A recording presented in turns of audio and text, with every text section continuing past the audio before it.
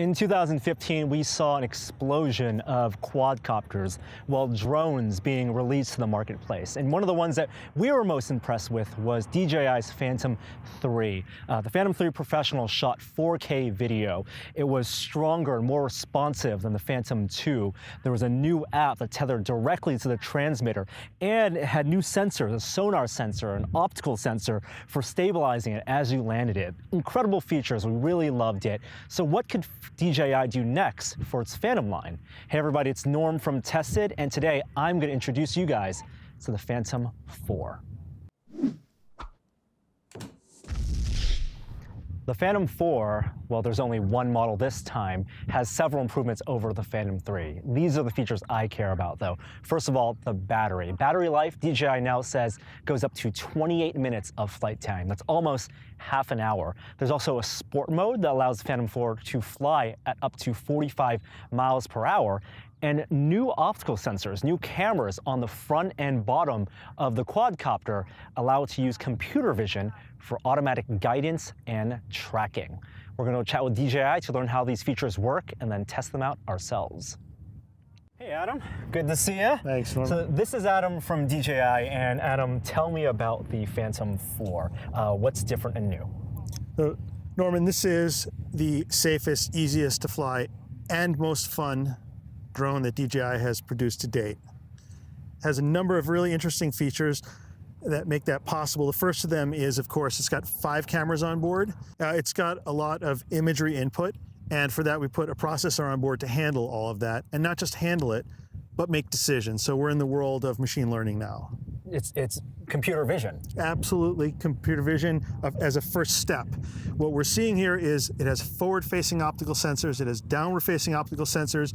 In those directions, it's able to build an image, process an image. You say optical sensors, but we really mean camera.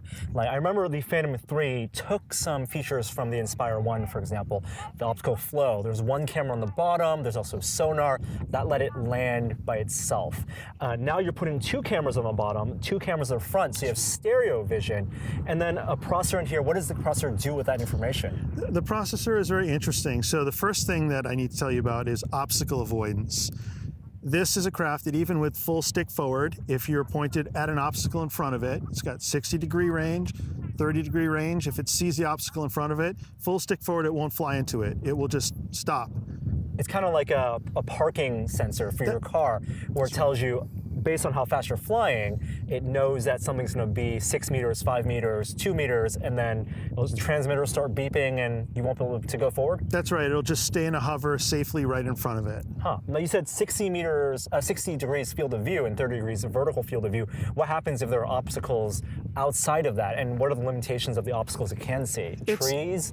So it's very similar to a human being. We have a field of view, and within that field of view, we're pretty good at dodging or going over, around, under whatever an obstacle. If this craft can see something in that field of view, it will make a smart decision about it most of the time. We don't have sensors and eyes on the top of our head, so we might bump our head into something, and that is a possibility. But generally speaking, if you're flying this craft straight forward, it will see what's in front of it and make a smart decision to avoid it. Human beings also don't run backward or do figure eights and elevate like quadcopters do. So that's maybe something for down the road. But right now, if you're flying forward, 60 degrees, 30 degrees, and it can, at full speed, it'll be able to stop? At full speed, it will slow and then come to a hover right in front of it. The distance is effective out to about 15 meters. Now, there's a difference between normal mode and sport mode. This kind of avoidance system works in the normal mode, which I think compared to the Phantom 3, it's a little bit slower, but if you want to max out the speed up to 45 miles per hour, that's in sport mode. Avoidance, the cameras aren't as effective there, but what can you do in sport mode? Sport mode is for enthusiasts, advanced pilots, people who want to get a taste of drone racing. This is still a big drone for drone racing, but wow, when you see it go, it brings a smile to your face. If you really like to go fast, you're going to get that tilt 45-degree angle, and it just zooms and corners. And you'll notice with the braking, it's going to take a few meters there to come to a full stop and reverse direction, but it is just so fun and it corners so well. You get the speed not by eating more battery necessarily all the time, but you're also getting more speed because you are tilting the craft to 45 degrees. It's physics that's helping this move at a higher rate of speed. Okay, and that goes into some of the redesign. The props are also slightly redesigned. The way they mount onto the motors are designed. You don't spin them on like the Inspire 1. No, these are now, you just push them on, twist, and they lock into place. It's very, very good for safety at high speed. All right, well, we talked about avoidance, we talked about the new battery life. It's a little bit heavier, it's the sport mode, but the thing I really want to test out today is tracking, computer vision. So how does that work with the 5 cameras on board? So what happens is, preferably, let's say you have a subject who is not moving or slow moving, and you tap on that subject, or you can also draw around that subject. It recognizes a human form, and you tap it to start it. And once it has a track on that person, it builds a 3D image. And algorithmically, it's smart enough to know that human beings can turn their head, can turn their profile. They look different when they walk. They move their arms, they move their legs. It will still stay on you. If you're on a bicycle, draw around the bicycle, it will recognize you and the bicycle as a shape, and that it changes shape. When it changes direction, it might move into profile. And essentially what it's doing is it's staying on you. There's no gimmick here. There's no bracelet or necklace needed. It's following you because it senses and sees you and builds an image of you. Now, how fast, what are the limitations of the subject being tracked? Like, where can that subject move relative to the quadcopter, and how fast can they move? So you're limited, again, by camera's field of view, but essentially, if you're walking at a slow or brisk pace, no problem. Running is fine. Jumping, it will stay on you as well. You can even make it with one stick move, orbit around you. This is a move that a really trained pilot would find hard to maintain, that perfect orbit around you. And this can do it, the Phantom 4 can do it every single time. If you hid behind a table or a fence, it would lose track on you because it just can't see you. And then after a few seconds, it would break off the track and it would just hover safely right where it is. Also, if I walk underneath the drone, the camera's going to go down as far as it can go, and then it loses you. But knowing that, generally, if you're in front of this drone, moving with the drone, it will follow you. The Phantom 4 is smart enough to know where you are. There's a lot of features on here that allow it to pilot itself automatically with your control, tapping the app, tap and fly. And that's why you're also changing the transmitter. Now there's going to be a dedicated button to stop it whenever you want. We built this with safety and confident flying in mind, and that's just one thing. If it's flying and you're sort of not sure exactly what's happening, or you change your mind about something and you're not sure exactly what you want to do next, you hit the pause button and the drone will slow to a hover and just stay there until you make up your mind about where to redirect it. And then it also inherits all the features from the Phantom 3 line, including even the SDK, all that return to home features, all that stuff? Yes, it does. It also has intelligent flight modes. Return to home is good. It engages obstacle avoidance on the way back. So that's an added plus and an added safety feature. We also have some redundancy built in to make this more dependable, reliable, and to make people more confident. We've got dual IMUs and dual compasses on board. Awesome. Well, sounds like there's a lot to test with the Phantom 4. I'd love to get some of that testing done today. Thanks for sharing this information with us, Adam. My pleasure.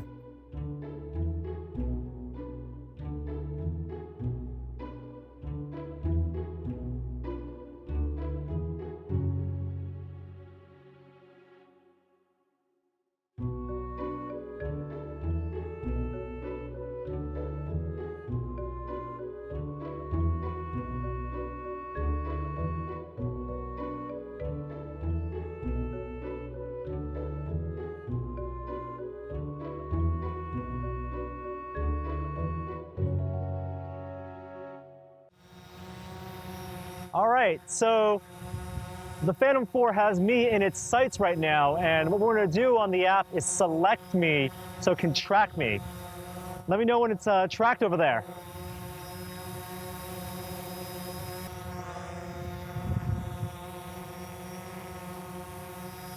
All right, so the Phantom 4 is now tracked onto me with the app, and I'm gonna start walking away from it at a very normal pace. Now I assume, yep, it's walking toward me. If I do a turn here, it's gonna turn. Oh, I think it's lost track of me. There it goes. So if it loses track, reselect me. I get highlighted. All right, let's see if this guy can really track me.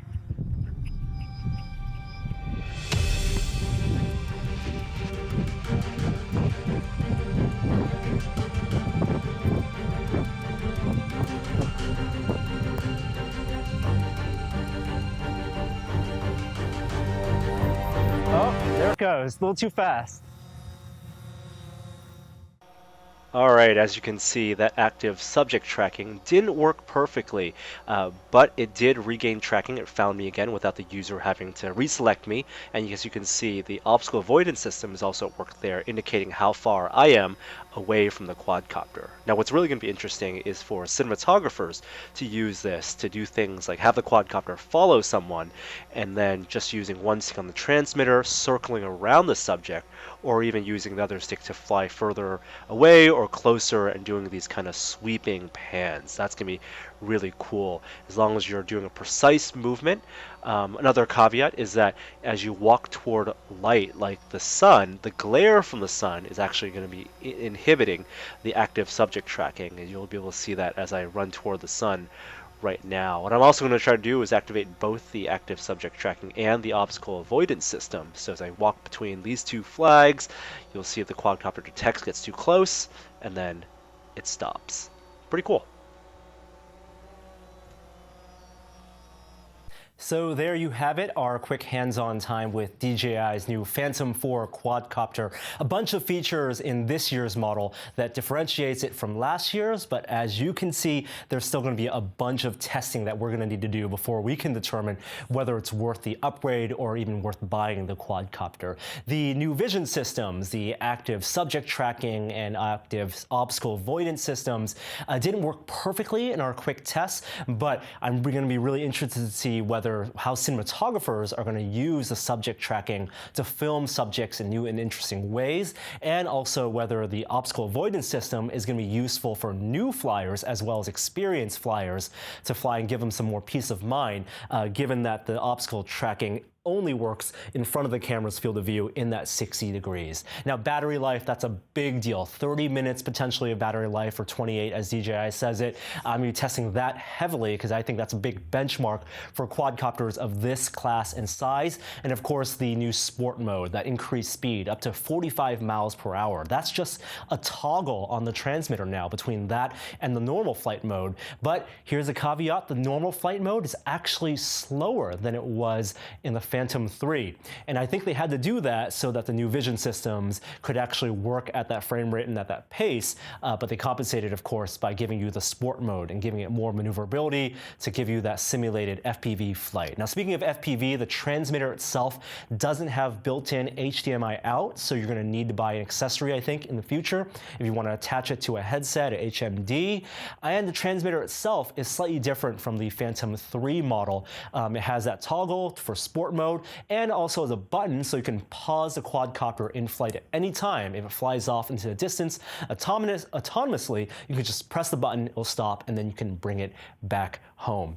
A couple other features we didn't talk about with the camera's actual vision system. I think it's using the same 4K sensor as the Phantom 3, but what's changed this time is the optics. So the lens itself, which while it has a 94-degree field of view for capturing video, it actually is supposed to be better about distortion and chromatic aberration around the edge of the frame, so you're going to get a cleaner picture. And based on that sample footage that we got back on the Phantom 4, that seems to be the case. The camera can now also shoot at 120 FPS at 1080p, so that technically counts as high-speed video at 120 frames per second. The big question now for existing owners of Phantom 3 is whether to upgrade. It is a $1,400 quadcopter, and also for new buyers, whether they want to buy a new quadcopter on the high end with this Phantom 4 or get something from last year that's discounted, like a Phantom 3 Advanced or Professional. The Phantom 4 is going to require a lot more testing. We'll be doing that on the site, but it is available for pre-order now and will come out on March 15th, both on the DJI's flagship stores as well as Apple stores as well. Well, that's it for this video. We'll have plenty of more gear, more testing, more previews on the site. Like our video, subscribe to our YouTube channel. Hope you enjoyed this one. I'm Norm, and we'll see you next time. Bye.